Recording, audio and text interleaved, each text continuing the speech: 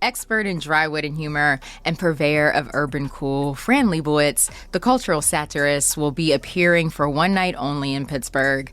This is happening at the Carnegie Music Hall on Friday, March 3rd at 7:30 p.m.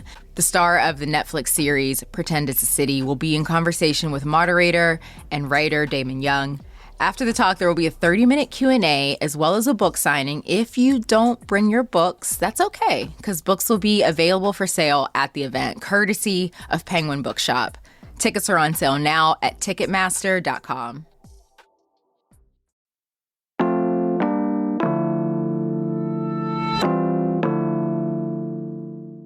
Here's what Pittsburgh is talking about. In Pennsylvania, public school teachers can't legally wear religious garb while working. We're the only state that still has such a ban, but could it change this year? My CityCast colleague Trenae Neri is with someone in the know.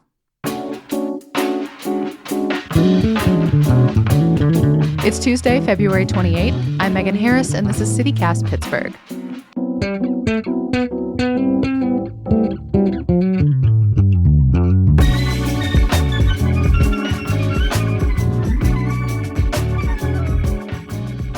Aubrey Uhas, you're an education reporter based in Philly.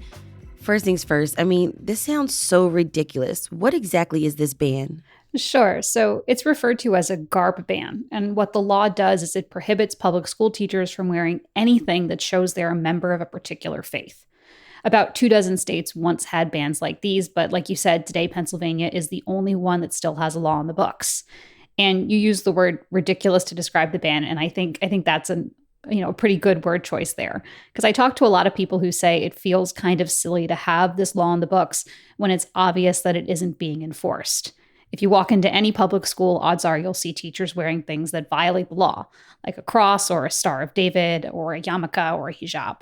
Interesting. Okay, so if a teacher is found to have worn any of those items, what are the consequences? Yeah, so technically they are breaking the law, and if they're violating the ban once, they can be suspended for a year.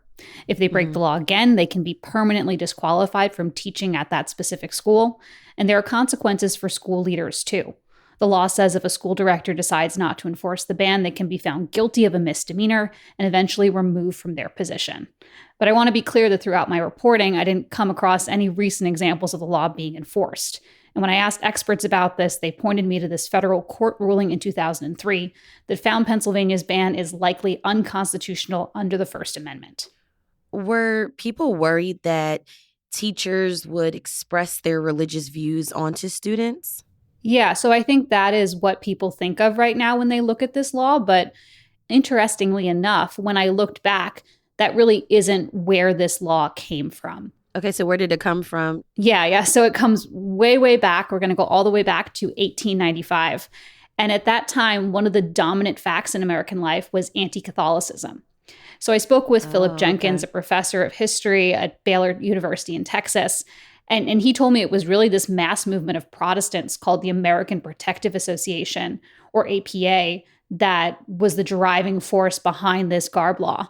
And essentially, they were really worried that Catholics were going to take over the country. So they passed all of these laws separating church and state.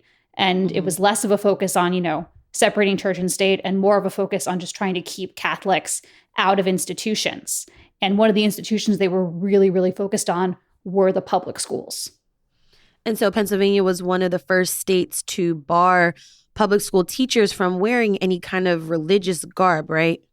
Correct. Yeah. Many states didn't pass these laws until the 1920s or the 1930s, until the APA had mostly disappeared and the Ku Klux Klan was kind of leading the anti-Catholic push at that point. But a lot of these later states actually look at Pennsylvania's law and cite it as a model that they're following themselves. So as you mentioned, this law has been on the books for more than a century. Aubrey, have teachers actually lost their jobs because of this? Yeah, well, we don't have a lot of recent examples. We know that over the history of this law, an untold number of teachers have lost their jobs, either because, the law has been presented to them and been enforced, or because they've been aware of the law and felt that as a result, public education wasn't a place for them to be. So we know that teachers have had to choose between their career and their faith. There are documented cases early on of Catholic women, the proposed target of this law, losing their teaching positions. And the law also impacted teachers of other faiths. The first teacher to challenge the law in 1908 was a Mennonite named Lillian Risser.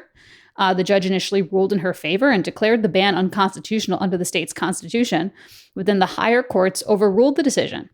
And then most recently, we can point to this example of a Muslim teacher in the 1980s in Philadelphia who was denied substitute work at 3 separate schools because she wore a hijab. And ultimately, the courts, upheld the law in that case as well. So who's bringing this back up? Who's raising these concerns again? Is it teachers or is it lawmakers? Yeah, so we're having this conversation again because of lawmakers, because there are lawmakers who see this law in the books and say kind of what you said at the top, like, this is ridiculous.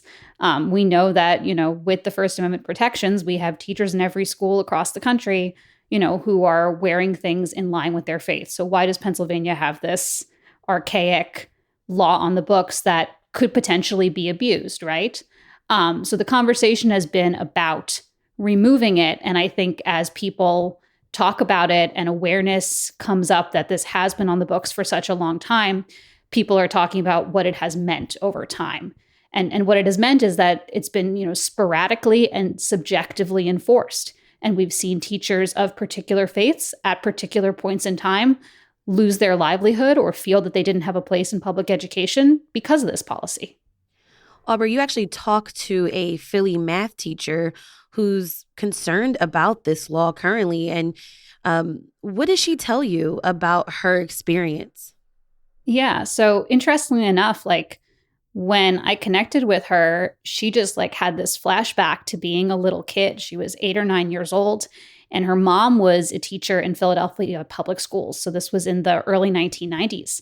And she remembers quite vividly her mom coming home from school one day and telling her and her siblings that she could possibly be losing her job. And her mom was a devout Muslim. She was someone, who wore a hijab and modest dress to school. And what I learned when I looked into this story is that at this point in time, that substitute teacher, this Muslim substitute teacher in Philadelphia public schools had brought this case. It had been upheld.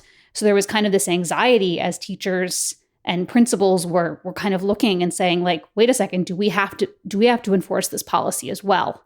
So for Hajar Abdul Aziz, her mother's principal went to her and said, I don't know what to do. Do I need to make you stop wearing your hijab to school? The principal was honestly confused and upset.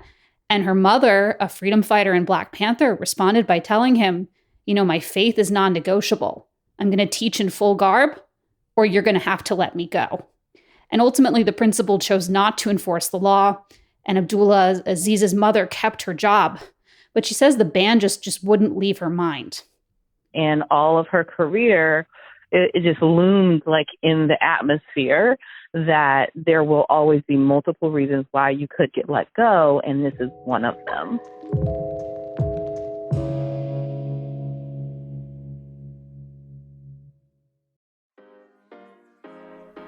Last year, Harvey put more than $3 million into Pittsburgh's local economy.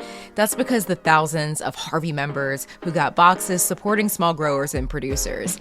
If you're wondering, how does Harvey work? Well, they partner with local farmers and producers so more of your dollars stay in local communities. You can customize what you want from their full catalog to build the perfect grocery box. Harvey does all of this with fewer carbon emissions by delivering to you and your neighbors at the same time each week. Fewer trips. Plus, they reduce waste by picking up your box, liner, and ice packs on the next delivery. Harvey is free to sign up, flexible, convenient, sustainable. Plus, they feature fresh, peak season food from small producers, including some of your favorite Pittsburgh producers. Join Harvey today to impact your community. Get $15 off of your first order with code CityCast15. The link is Eat Harvey, and that's HARVIE.com/CityCastPittsburgh. A federal court ruled that this law is probably unconstitutional 20 years ago. So how can you still have a ruling like that and still have this law on the books? Yeah, essentially it's because no one has challenged it since then. right? So we have that language that it's likely unconstitutional, but they didn't come out and say that it is unconstitutional. So that's why it's up to the state legislature to take it off the books. And it's something that they've been trying to do, but essentially because they have, so many other things to do in any given session, it hasn't risen to the level of importance for them to actually repeal the law.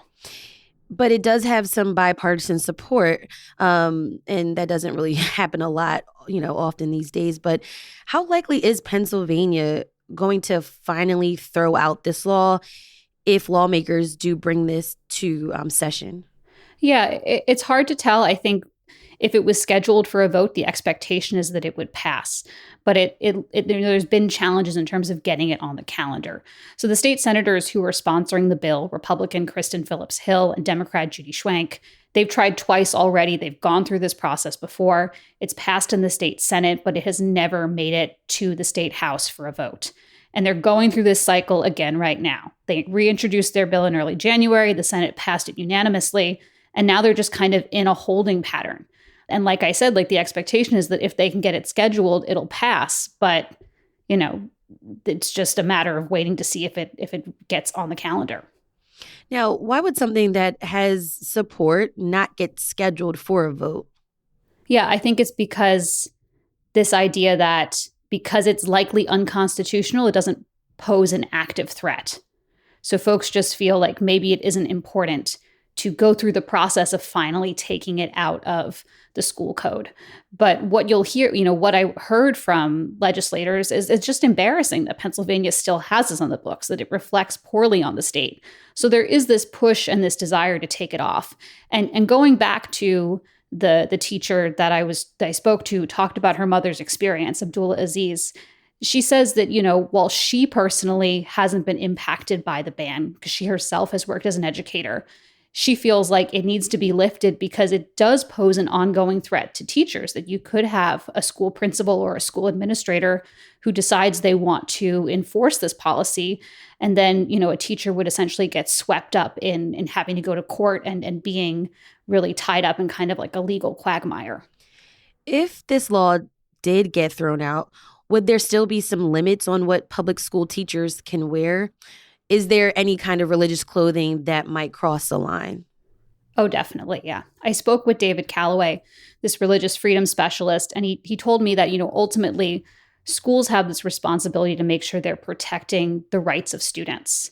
So while teachers do bring their First Amendment rights with them into the classroom, at a certain point, they start bumping up against the Establishment Clause, which says that because teachers are government employees, they cannot be perceived to be endorsing a certain religion. So you wouldn't want students to think, because their teacher is Muslim or Jewish, then, students should be Muslim and Jewish as well. It's like this idea that you don't want people to think that they can't have their own choices around religion based on the faith of their teacher. So while most states are fine with allowing teachers to wear religious jewelry or garb, things that are seen as personal, a teacher wouldn't be allowed to wear a message that's essentially proselytizing to students, like a t-shirt that says Jesus saves across the front of it. That's CityCast Philly host Trenae Nari with Aubrey Uhas of WHYY Radio. We'll have a link to Aubrey's full story in our show notes.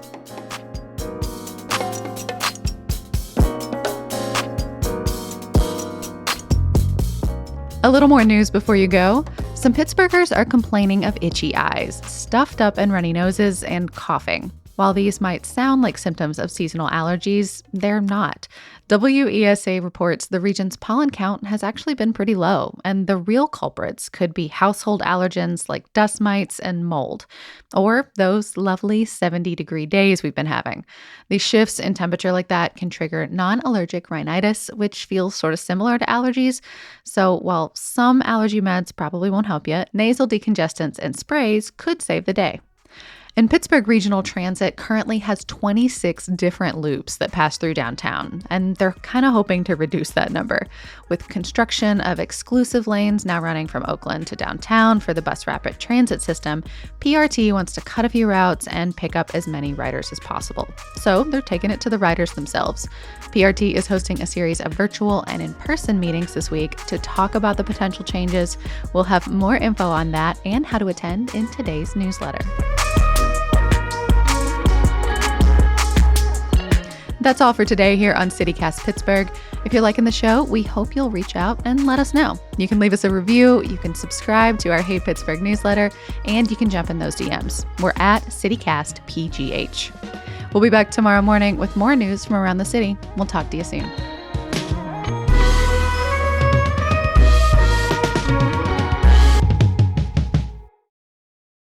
Fun.